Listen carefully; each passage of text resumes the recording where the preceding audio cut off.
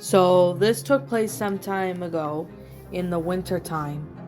I think it was sometime around maybe 2017, and it was winter night of December. It was, at least a week or two before Christmas when this happened to a friend of mine who I used to go riding with. We'll call her by the name name named Franny. Franny had been riding with me for a few years at the time. However, she lived in a pretty decent house, and since she was 17, she lived with her mom in a pretty big house. Of course, she had her older brother who comes home from college every now and then. He was at least a few years older than Franny, and her older sister had recently just moved out.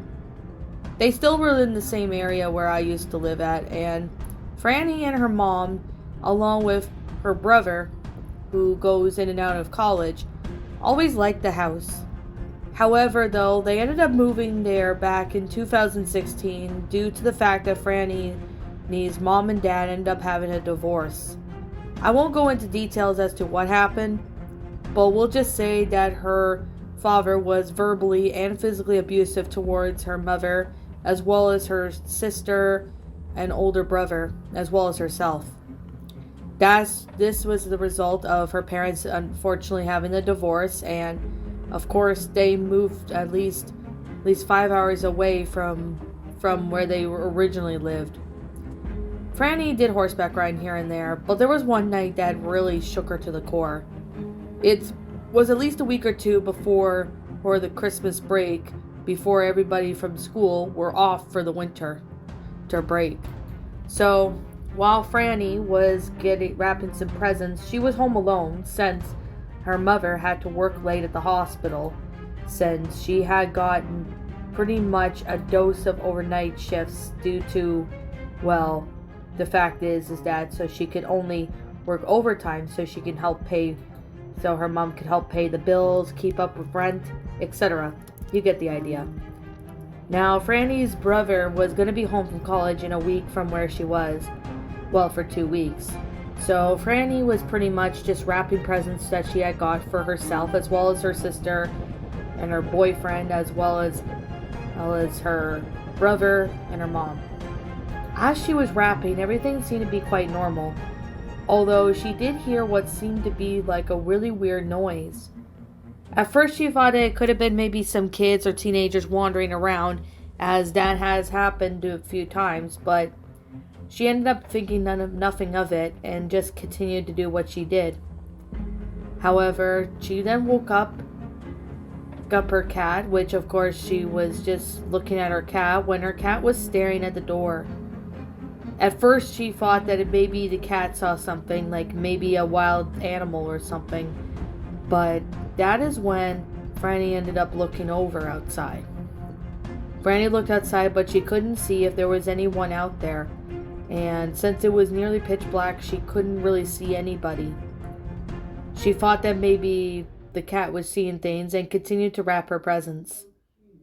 About maybe 30 minutes later, as she was just finishing up wrapping her gifts, she ended up hearing what seemed to be a knock on their door.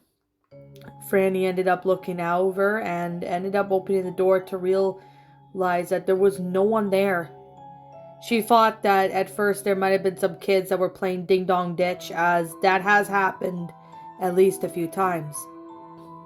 Franny ended up closing her door and continued working on her stuff. No less than 5 minutes later, Franny woke up, saw the knocking again, and she went over to see if there was anyone there. There was still no one at the door, and she even called out to make sure it wasn't some pranksters, but there was no response. She ended up closing the door, and just as soon as she closes the door, at least 2 seconds later, the knocking happens again, and that's when Franny opens up immediately, revealing it to be no one there. Honestly, this had Franny freaked out, not even sure if there was someone pulling a prank or if this was actually happening. Franny ended up closing the door and locking it, and she went upstairs and she stayed there until her mother got home around 11 o'clock.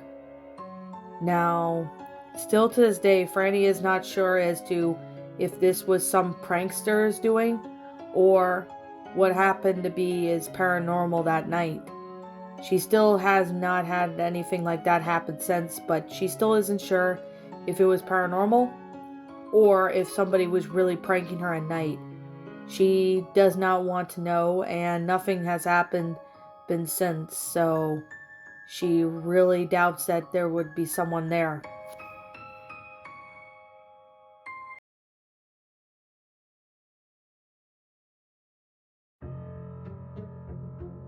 So this happened to a friend of mine who lived in the countryside, and for privacy reasons, I'm gonna call her by Amy, the name Amy.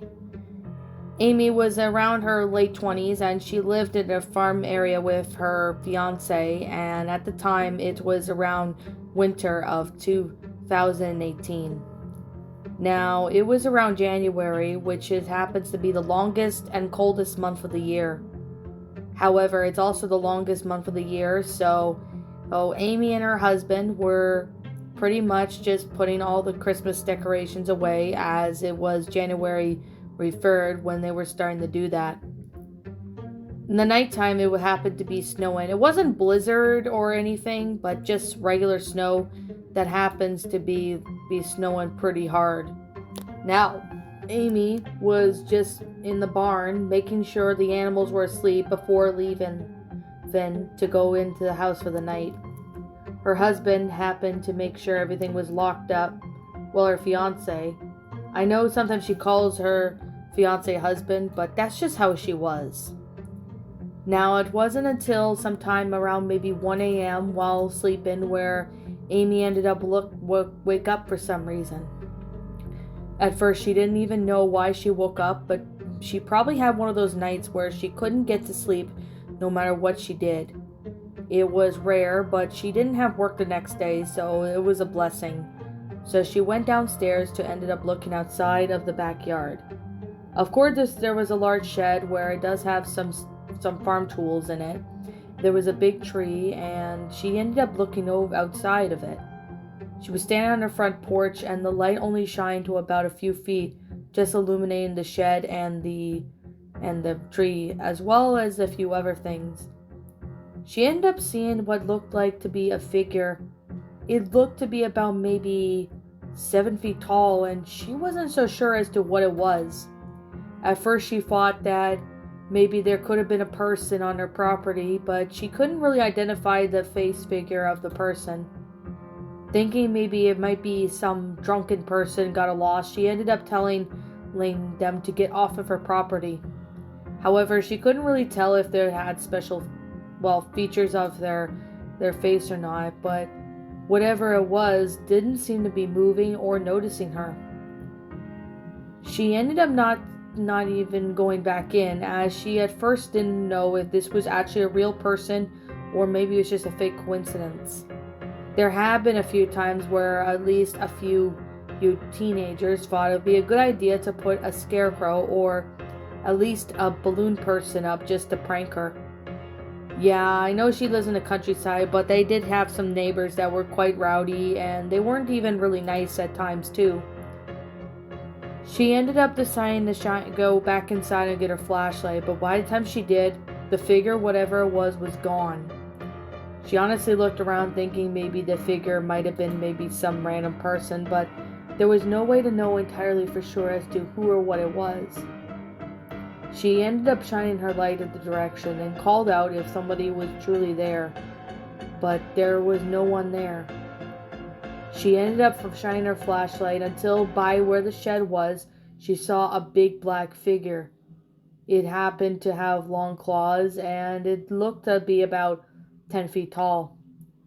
Its face wasn't showing, so she first thought it could have been a bear that had wandered in the area, but it didn't look like a bear from a certain point from what she was looking at.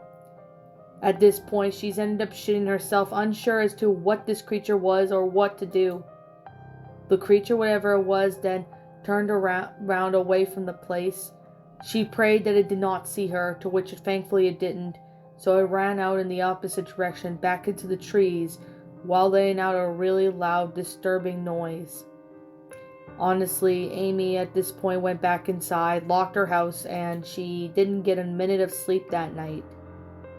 She ended up ended up pretty much just staying up to watch TV, hoped that maybe the sound of the TV would keep her calm, to which it has.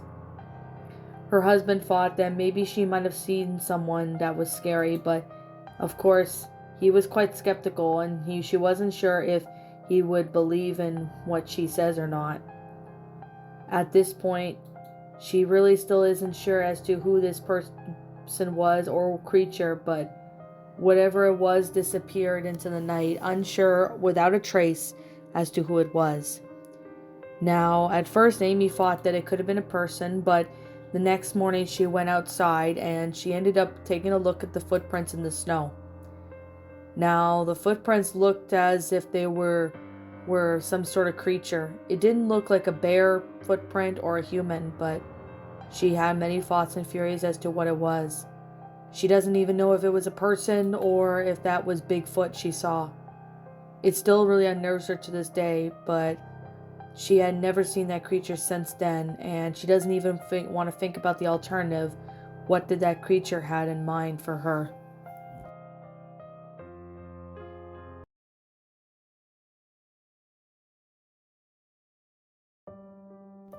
My boyfriend, one of my boyfriends back in 2017, was pretty much going to this one house that had a Christmas party back in 2016. Now, at the sake of the story, we'll call him by Tristan.